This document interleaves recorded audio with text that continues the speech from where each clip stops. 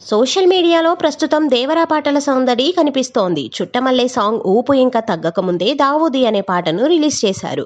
దేవరా నుంచి వచ్చిన మూడో పాట మీద సోషల్ మీడియాలో బాగానే చర్చలు జరుగుతున్నాయి. ఈ మూడో పాట ఏమంతా బాగాలేదని విమర్శలు చేస్తున్నారు. సాంగ్ ట్యూన్స్, లిరిక్స్, ఎన్టీఆర్ వేసిన స్టెప్పులు ఇలా ఏవి కూడా అంతగా మెప్పించడం లేదని జనాలు ట్రోలింగ్ చేస్తున్నారు. అరబిక్ కుత్తు పాటను కాపీ కొట్టి ఈ దావూదీ పాటను తీసారా అని ట్రోలింగ్ చేస్తున్నారు. దేవరా నుంచి వచ్చిన చుట్టమల్లె పాటకు మంచి రెస్పాన్స్ వస్తోంది. ఇప్పటికీ ఎక్కడో ఓ చోట చుట్టమల్లె సాంగ్ ట్రెండ్ అవుతూనే వస్తోంది. కానీ దావూదీ పాట మాత్రం వెంటనే విమర్శల్ని తెచ్చిపెట్టింది. అయితే స్పాటిఫై మాత్రం దేవరా పాటలను ప్రమోట్ చేసుకునే క్రమంలో బోయపాటిని వాడేసుకుంది. బోయపాటి శ్రీను తన ఇంటర్వ్యూల్లో చెప్పిన మాటలు మీమ్స్లా ఎంత వైరల్ అయ్యాయో అందరికీ తెలిసిందే.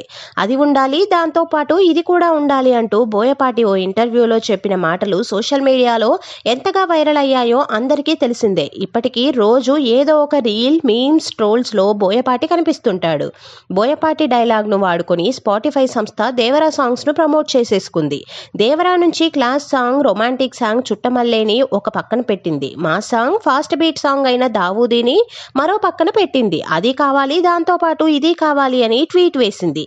ప్రస్తుతం ఈ ట్వీట్ ను చూసి జనాలు భలే నవ్వేసుకుంటున్నారు. స్పాటిఫైకి భలే స్పాంటేనిటీ ఉందని, మీమ్ నాలెడ్జ్ బాగానే ఉందని అంటున్నారు. ఇక దేవరా చిత్రం ఈ నెల 27న రాబోతోంది. ఆయుధ పూజకు సంబంధించిన పాట రిలీజ్ కావాల్సి ఉంది. ఆ తర్వాత ట్రైలర్తో అంచనాలు ఒక్కసారిగా పెంచనున్నారనిపిస్తోంది.